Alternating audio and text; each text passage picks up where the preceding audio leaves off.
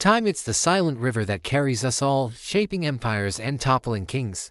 But time is not always constant. Sometimes, it can stretch a conflict across generations, while other times, it can condense the fury of war into the span of a single lunch break. In the grand, sprawling story of humanity, conflicts have been fought for honor, for land, for power. But what happens when a war is fought for so long that everyone forgets it even started? And what about a war so brief, it's over before the smoke clears? Today, we journey to the extremes of human conflict. We're uncovering the longest war ever fought, and the shortest. We'll see how a declaration of war can become a historical footnote, lost for centuries, and how a clash of empires can be decided in less time than it takes to watch an episode of your favorite show. These are the strange, true stories from the annals of history, proving that when it comes to war, time is perhaps the most unpredictable element of all. Our first story begins not with a bang, but with a forgotten piece of paper. The year is 1651.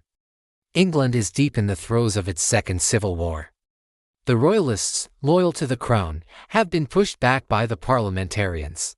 One of their last strongholds is a small, rugged chain of islands off the southwestern tip of Cornwall, the Isles of Scilly. The royalist navy, operating from these islands, has become a thorn in the side of the parliamentarians' ally, the Dutch Republic. Dutch merchant ships are being raided relentlessly. Fed up with the losses, the Netherlands sends an admiral to demand reparations. When the royalists refuse, the Dutch, in a show of force, declare war. Not on England itself, but specifically on the tiny Isles of Scilly. It was a strategic, but ultimately minor, move in a much larger conflict.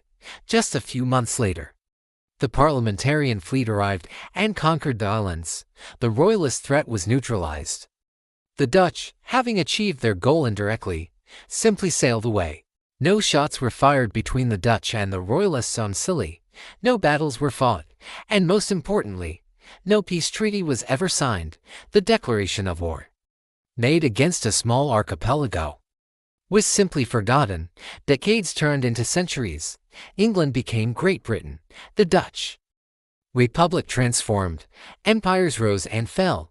The world changed beyond recognition. Yet, technically, a state of war still existed between the Netherlands and the Isles of Scilly. It remained a peculiar, harmless historical anomaly until 1985. A local historian and chairman of the Isles of Scilly Council, Roy Duncan, uncovered the forgotten declaration while researching the archives. He realized his tiny home was, on paper, still at war with one of its closest European neighbors. He wrote to the Dutch embassy in London, cheekily pointing out the 335-year-old conflict. The embassy, intrigued and amused, investigated and confirmed it. The story became a charming international headline. Here was a war without a single casualty, without a single battle, lasting for over 3 centuries.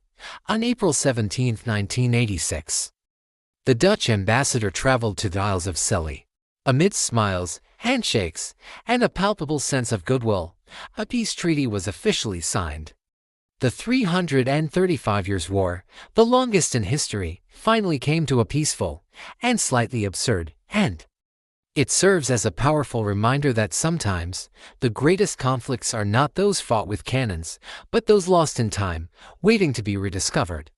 From a war that lasted generations to one that was over in minutes, we now travel from the cool waters of the Atlantic to the sweltering heat of the Indian Ocean. The year is 1896. Our destination, the Sultanate of Zanzibar, a vibrant island trading hub off the coast of modern-day Tanzania. For years, the British Empire had exerted significant influence over the island, effectively running it as a protectorate. They had installed a pro-British sultan to lead the nation. However, on August 25th, that sultan died suddenly. Seizing the opportunity, his cousin, Khalid bin Bargash, staged a coup.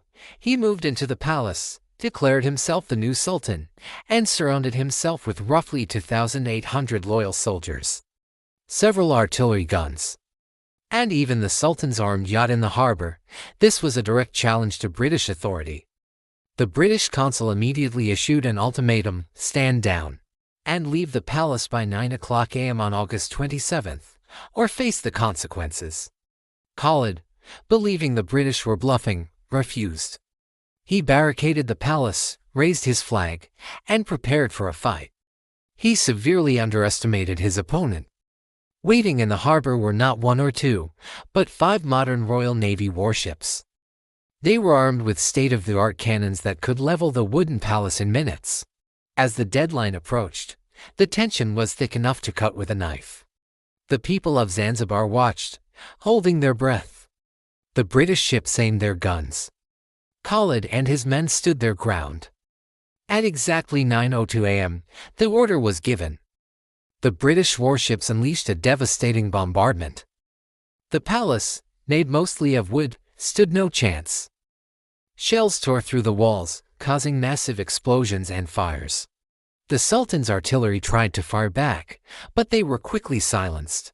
His yacht, the HHS Glasgow, fired on a British ship, only to be sunk by a swift and overwhelming response. Within minutes, the palace was a collapsing, burning wreck.